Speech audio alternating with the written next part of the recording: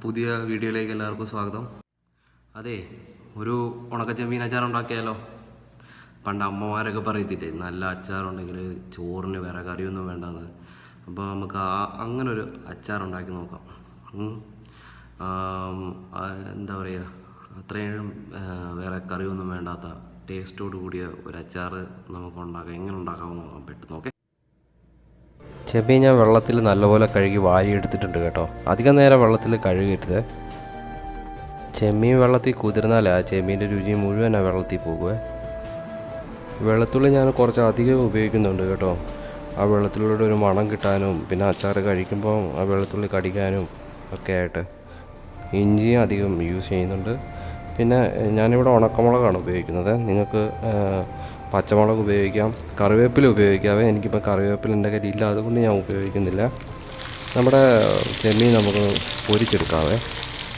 അധികം പൊരിക്കണ്ട, ചെറുതായിട്ടൊന്ന് പൊരിച്ചെടുത്താൽ മാത്രം മതിയേ. ഞാൻ ഈ എടുത്തേക്കുന്ന ഉണക്ക ചെമ്മീനില്ലേ, ഇച്ചിരി സോൾട്ടിയാണ്. അത് ഈ എണ്ണ ഇങ്ങനെ പതഞ്ഞ് പോകുന്നത് കേട്ടോ.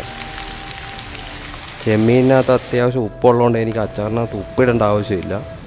അപ്പോൾ നമ്മുടെ ചെമ്മീൻ പൊരിഞ്ഞിട്ടുണ്ട്. ആവശ്യത്തിന് നമുക്ക് വേറൊരു പാത്രത്തിലേക്ക് മാറ്റാം. അച്ചാറുണ്ടാക്കുമ്പോൾ അത്യാവശ്യത്തിന് എണ്ണ നമ്മൾ ഉപയോഗിക്കണം. ആ എണ്ണയും വിനാഗിരിയൊക്കെ അത്യാവശ്യം ഉപയോഗിച്ചാൽ മാത്രമേ നമുക്ക് ഇത് അധികം നാൾ ഉപയോഗിക്കാനായിട്ട് പറ്റത്തുള്ളൂ. അങ്ങനെ ചെമ്മീനെല്ലാം പൊരിച്ച് നമുക്ക് മാറ്റി വെക്കാം.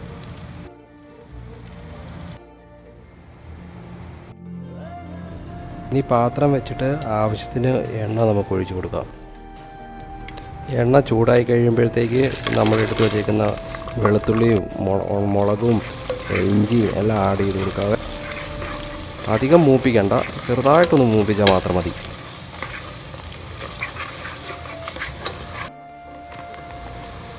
ഇനി ഇതിലേക്ക് നമുക്ക് മുളക് പൊടി ആഡ് ചെയ്ത് കൊടുക്കാം.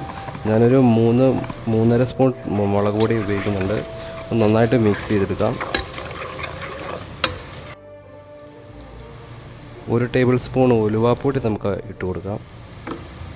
അതിനുശേഷം 1 കപ്പ് വിനീഗർ ആഡ് ചെയ്ത് കൊടുക്കാം.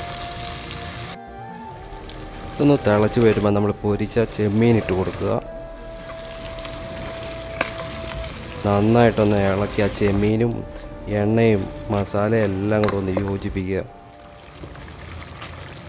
ഇനി ഇത് ചെറുതായിട്ടൊന്ന് കുറുക്കിയെടുക്കുക. നല്ല മണം വരുന്നുണ്ട്. ആ ചെമ്മീൻ മസാല എണ്ണ എല്ലാം പിടിച്ചിട്ടുണ്ട്. ഇതിലേക്ക് ഞാൻ തുള്ളി പഞ്ചസാര ഇട്ട് കൊടുക്കുന്നുണ്ട്. ഉപ്പും പുളിയൊക്കെ ഒന്ന് ബാലൻസ് ചെയ്യാൻ വേണ്ടിയിട്ടാണ്. എൻ്റെ മക്കളെ, ഒരു രക്ഷയില്ലാത്ത മണമാണ്.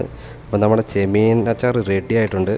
അപ്പോൾ നിങ്ങളിത് ട്രൈ ചെയ്ത് നോക്കിയിട്ട് കമൻ്റ് അയക്കണം. ഇഷ്ടപ്പെട്ടാൽ നമ്മുടെ ചാനൽ സബ്സ്ക്രൈബ് ചെയ്യണം. അച്ചാർ നല്ലപോലെ തണുത്തതിന് ശേഷം മാത്രമേ ഗ്ലാസ് ബോട്ടിലോട്ടോ വേറെ ഏതെങ്കിലും ഒരു പാത്രത്തിലോട്ട് മാറ്റി വെക്കാവുള്ളൂ.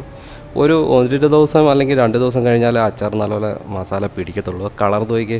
അപ്പോൾ എല്ലാവരും ഒന്ന് ട്രൈ ചെയ്യണേ.